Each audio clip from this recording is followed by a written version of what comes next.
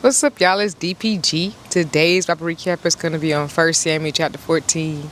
So Samuel said to Saul, a message from the Lord, that you should go down to Amalek and attack him because of what he did when he laid in wait for Israel when they left Egypt. And he said that you should utterly destroy them. Do not leave man, woman, sheep, or oxen alive. And so Saul gathered the people together, and it numbered about 200,000 footmen from Israel and about 10,000 men of Judah. And so when Saul got to the valley before the city of Amalek, he laid in wait there. And he said to the Kenites that you guys should leave the city because of the kindness that you showed Israel, but we are going to attack the city. And so they did leave. And so Saul and the army was able to smite the city. But they took the king, Agag, of the Amalekites alive, even though Samuel was very clear about what they should do, but they spared him. And they spared the best of the oxen and sheep and all that was good in the land. And then the word came to Samuel from the Lord that he was sorry that he ever made Saul the king of Israel, because he hadn't kept his commandments. And Samuel was very grieved by it. It says that he cried unto the Lord all night because of Saul. So the next morning, Samuel goes out to where Saul is, and Saul comes up to greet him. Is like, hey, blessed be thou of the Lord. I have performed the commandment of the Lord. And Samuel said, then what is that sheep belting I hear? Bleeding. I don't know what sound sheep make. And then what's the moving of the oxen I hear?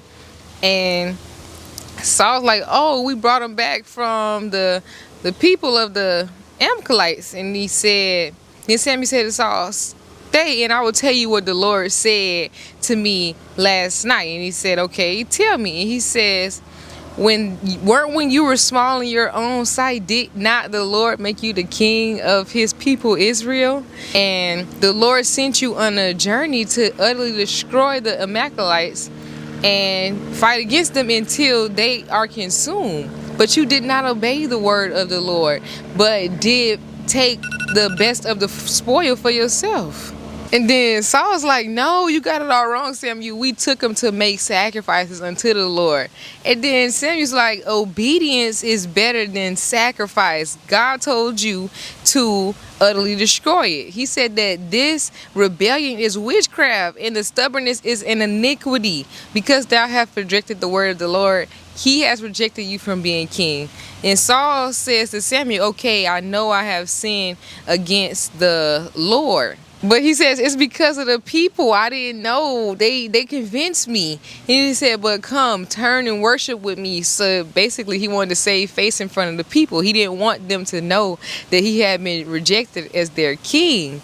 And Samuel said, so Samuel said no and goes to leave, and his clothes ripped. And he says, just as my clothes have been ripped, so have the kingdom of Israel been ripped from your hands. And so then Saul's like, okay, I get it, I sinned, but please turn with me now so that I may worship the Lord. So Samuel does. And then he says, bring me the king of the Amalekites to me. And Samuel chops him into pieces himself in front unto the Lord. And Samuel goes home, and so does Saul, and they'd never see each other again. And that is 1 Samuel chapter 15.